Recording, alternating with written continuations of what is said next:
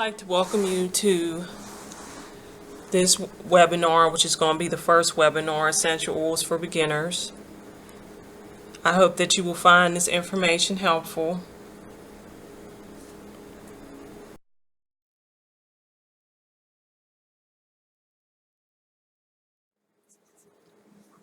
Disclaimer, I'm not a medical doctor. Please consult your physician or pharmacist before using essential oils if you are on medication. The reason why I have this disclaimer is because essential oils do have the potential to interact with medications if you are on medications.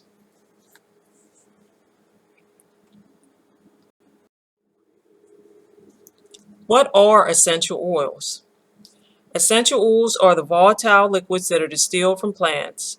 They are oil soluble, which means they easily mix with oils and fats. What does volatile mean? Most people, when they think of volatile, they'll think of something being explosive, which in some cases that would be the case. But in the case of essential oils, volatile just means that when you open up an essential oil bottle, which is an essential oil, in essence is a liquid, and it hits the air, it turns from a liquid to a gas very quickly, which is also known as evaporation. What parts of the plant do essential oils come from? Essential oils come from the seeds, the bark, the leaves, the stems, the roots, the flowers, the fruit, just about the whole plant. But not all plants produce essential oils.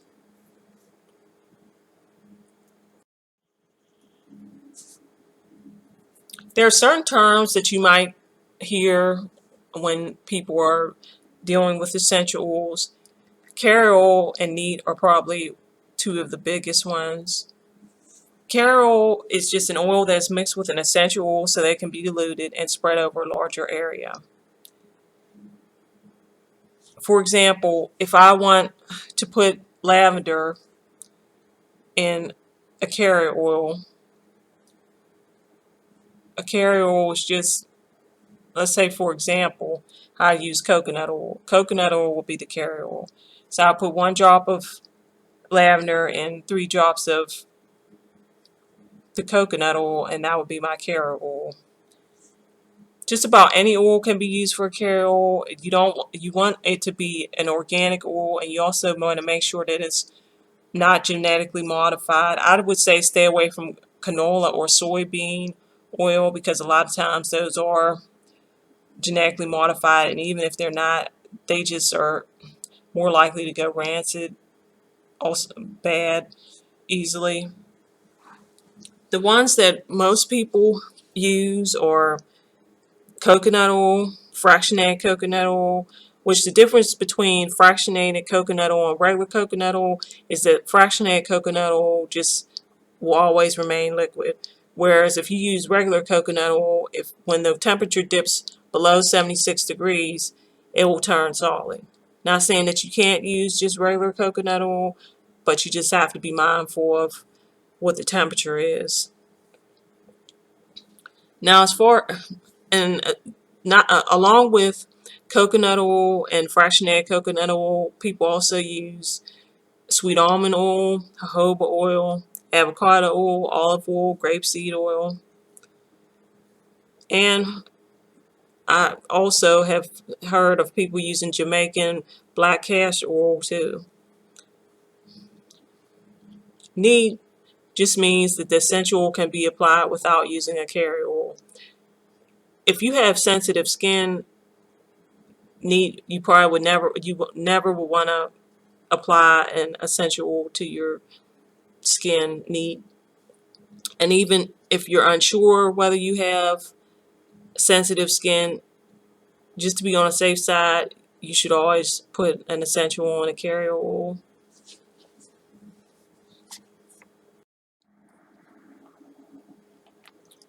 What determines the quality of an essential oil?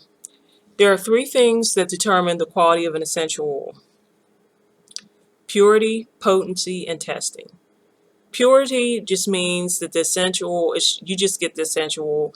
There's no fungicides, there's no pesticides, there's no herbicides, there's no fungicides, no fillers, no binders, nothing's synthetic. It's just the essential oil.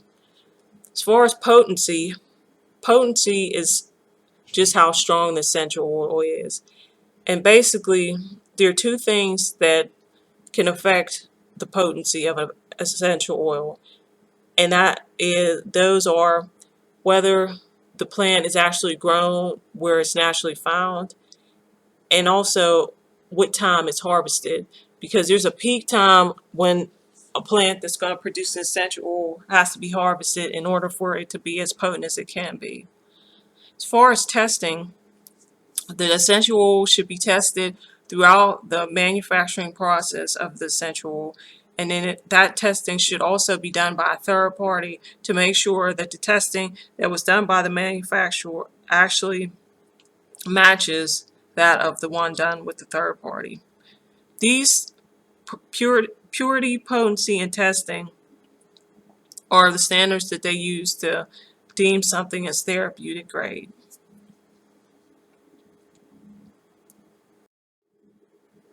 Diluting an essential oil. What is diluting? Diluting just means that you're putting an essential oil into a carrier oil, which was discussed on a previous slide. Why should you dilute an essential oil? There's three reasons why you should dilute an essential oil. If you want to put it on a larger area, if you apply it to a child, and lastly, if you have sensitive skin. How do you dilute an essential oil? You dilute an essential oil by putting 1 drop of that essential oil into 3 drops of a carrier oil. For example, if I'm going to dilute geranium, I would put 1 drop of geranium and mix it with 3 drops of coconut oil, and that would be diluting.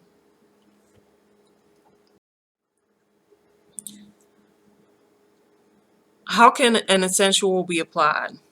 There are 3 ways that an essential oil can be applied: topically, aromatically, and internally. Topically just means that it's being applied to your skin. Aromatically just means that you're inhaling it.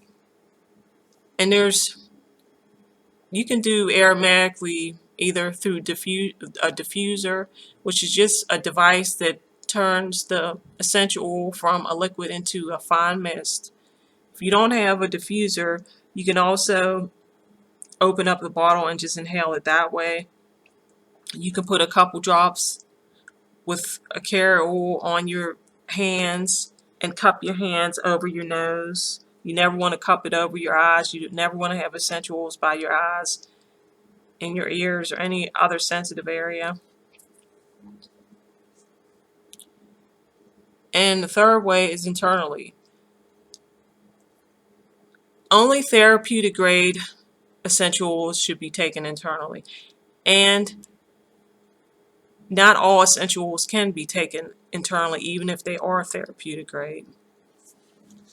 You know, if, at least for doTERRA, I can't speak for other manufacturers, but in their case for doTERRA products, it will actually say on the bottle for aromatic, topical use, or dietary use. In addition to that, you'll also see a supplement facts label, and underneath that label, it will have one way that you can take that essential oil internally.